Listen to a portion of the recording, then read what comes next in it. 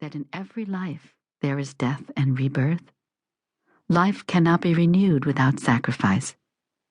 Now I ask you, my daughter, mi preciosa, my young goddess, will you bring light to the world? 1.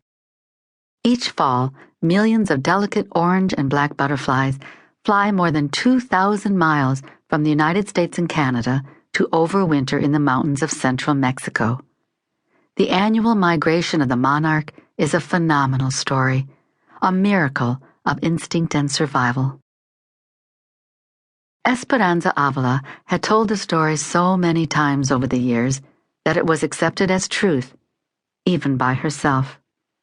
She'd meant only to blanket her granddaughter's frightening loss, not to mislead her. She saw the story she'd created as a safe, happy cocoon for her to grow up in. But in the end, she'd created a lie. Now she was caught in her own trap of deception. The only way out was to tell Luz the truth, no matter how painful that truth might be. Esperanza counted the strokes as she brushed her long white hair in front of the bureau mirror. Morning light fell in a broken pattern across her room. Her gaze fell upon an old sepia-toned photograph of herself and her second husband, Hector Avila. She paused her brushing as she gazed at his brilliant smile, his hair that waved like the ocean he loved, and his eyes that were as impossibly blue. Hector Avila had been the love of her life, taken too soon from her. When she was a younger woman, her raven hair flowed down her back to swirl around her hips. Hector had loved her hair, whispered to her how it was like a waterfall at night that captured the reflection of the stars. He used to wind her hair in his hands, wrap himself up in it when they made love. Even after all these years, closing her eyes, she could remember the feel of his skin and her hair like silk pressed against her body. Opening her eyes again, she saw that her long hair was no longer the lustrous skein that Hector had relished. So many seasons had passed since those halcyon days, so many joys, and so much sadness. Her hair was a blizzard of snow falling around her shoulders.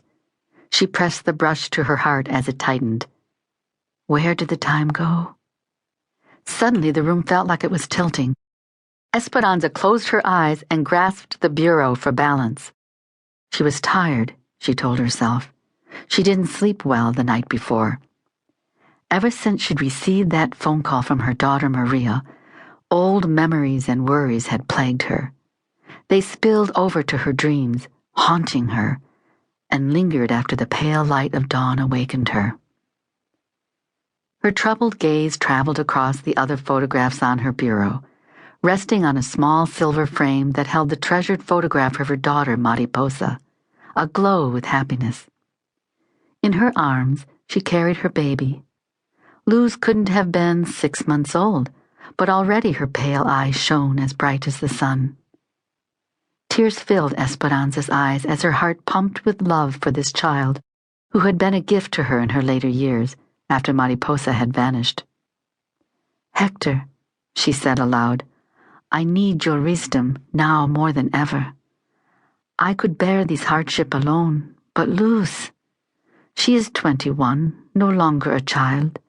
Still, I can't endure to see her hurt. I've told Luz so many stories about her mother, but now this.